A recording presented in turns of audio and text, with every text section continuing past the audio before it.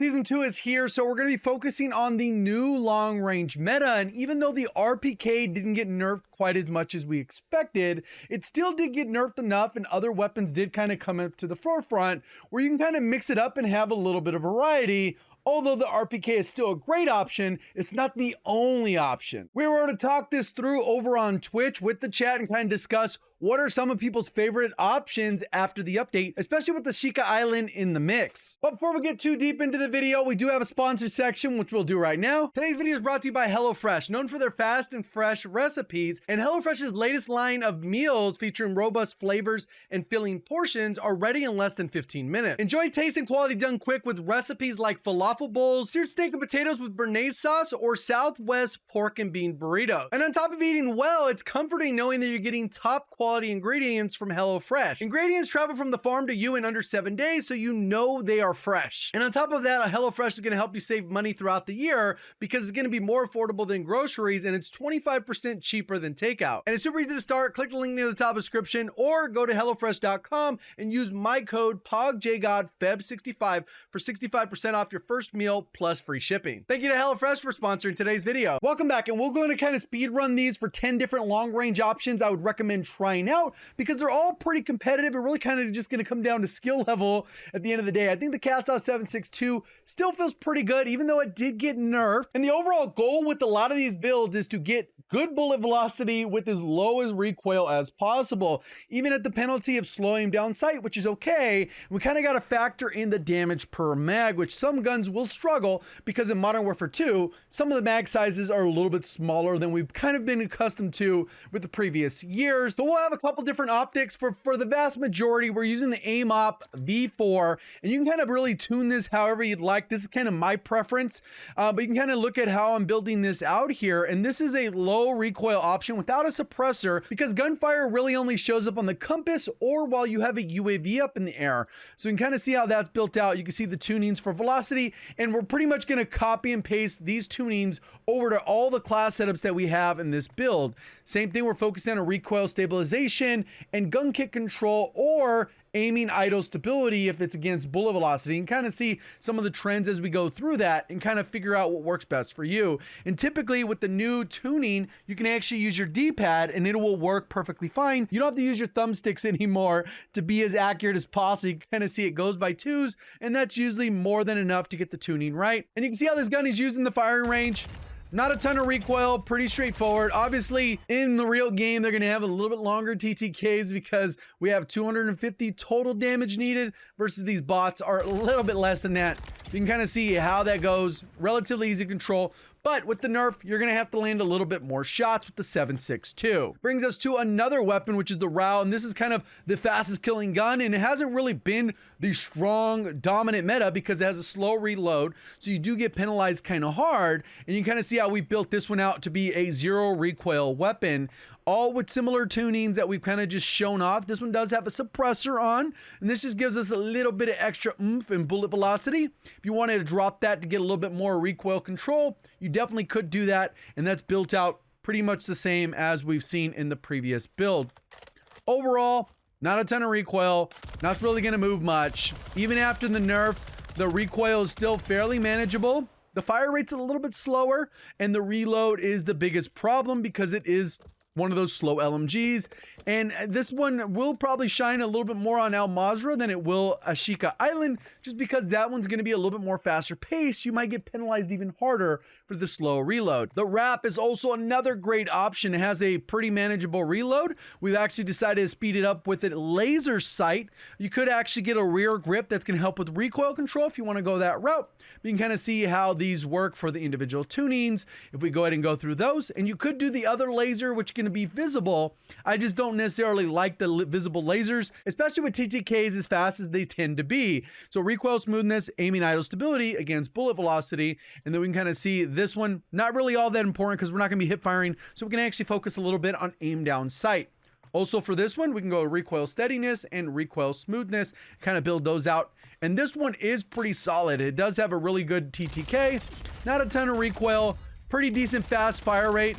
And when you want to reload, It is a little bit slower because it is an LMG, but it does get the job done. 75 round mag is plenty to get your shots in. Hemlock, the brand new rifle, is actually very good. I was able to max this one out. We had a little bit of double XP on Dome, the new map in multiplayer, so we could have maxed that out. And then we're able to build this out for a low recoil build.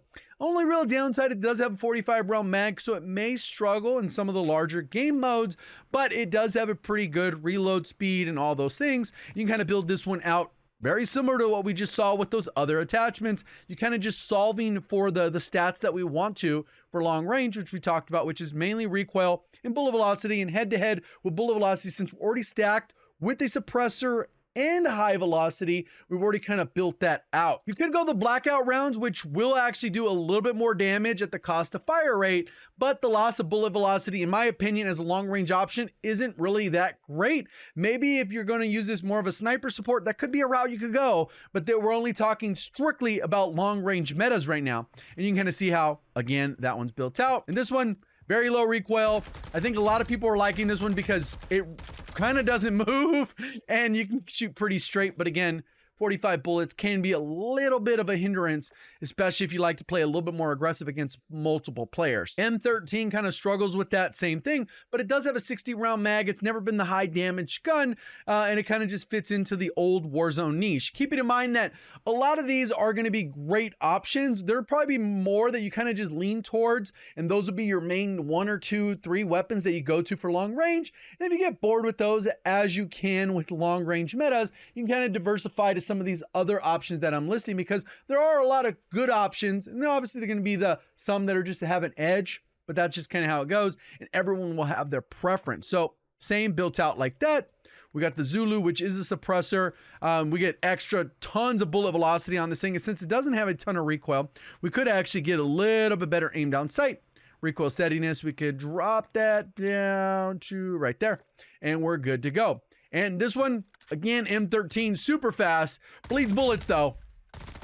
You will burn through a mag pretty quick, but you can kind of see where the accuracy, you're just aiming on point, and it's not really going to move all that much, but you won't go through a 60 round mag in a blink of an eye. Brings us to the TAC V, which did get a little bit of a nerf. It still is pretty good. I wouldn't say they nerfed it to the ground, but it is what it is, right? So we got these built out there. Kind of see that. The ZLR Talon, and then we got the aim up, which again is built out pretty much the same. This one, I think I have it set for flinch because the aim down sight is not horrible, but you could go to aim down sight right around there, and you would be good as well.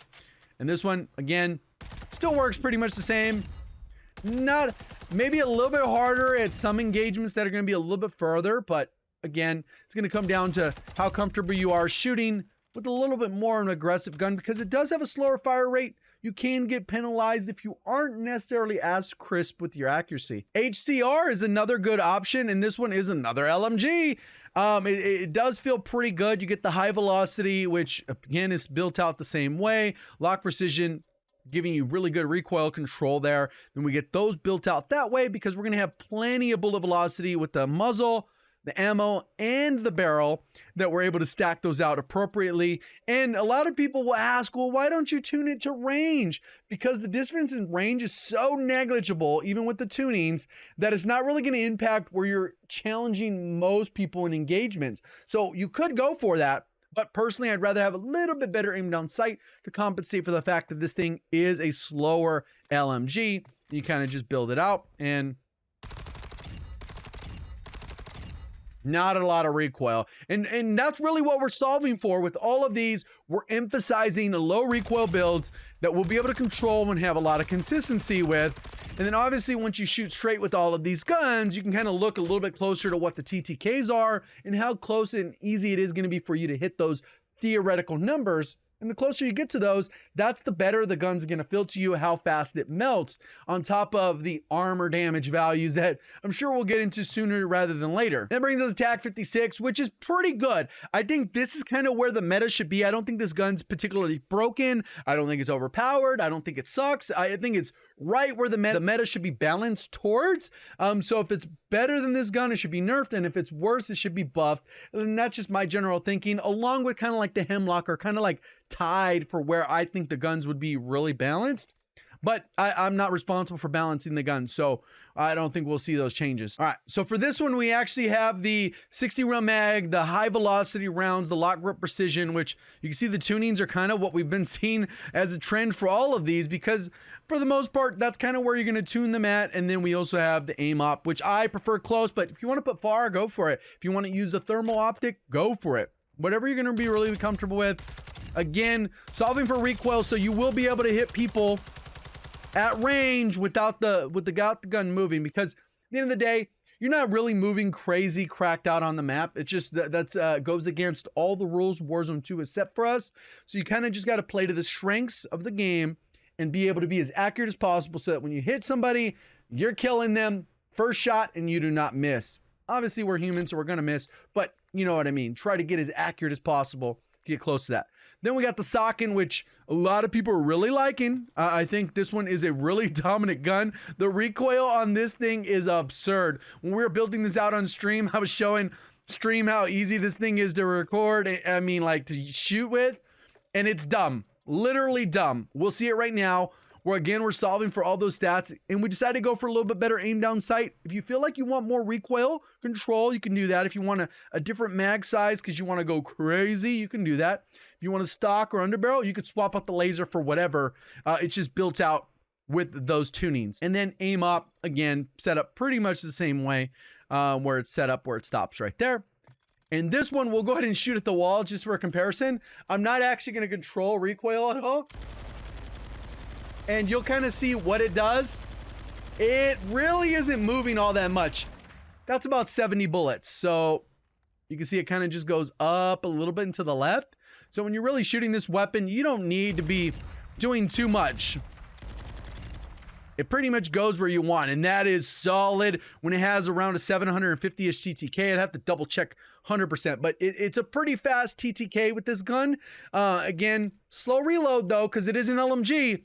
But if you're looking to put people down, this is a gun with very little recoil, even at the furthest ranges, so you could kind of swap out an optic for higher zoom if you wanted that as well. And then the tried and true, which hasn't gotten nerfed to the dirt, is the RPK. And kind of a similar build we've had for a little bit while now, which obviously is kind of built out like we've already seen with a lot of these attachments: aim down sight, bullet velocity, range, or even stability, recoil, and you just kind of build it out like that, and you can kind of choose whatever optic you want. This is with the holotherm. I prefer the holotherm because the way the zoom works, I put it further, but you could easily swap out the aim op with the exact same tunings for this, and vice versa. If you want to use the holotherm, you can kind of swap to this, and you'll be able to be pretty accurate with this, since it still does pretty good damage for 99% of the engagements you want to use it for, and you pretty much smoke people. It's still so damn broken that I was killing people faster than I should have. We're going to go ahead and do a close range meta pretty soon. Appreciate all the support. Thank you for watching as always. Have a great day.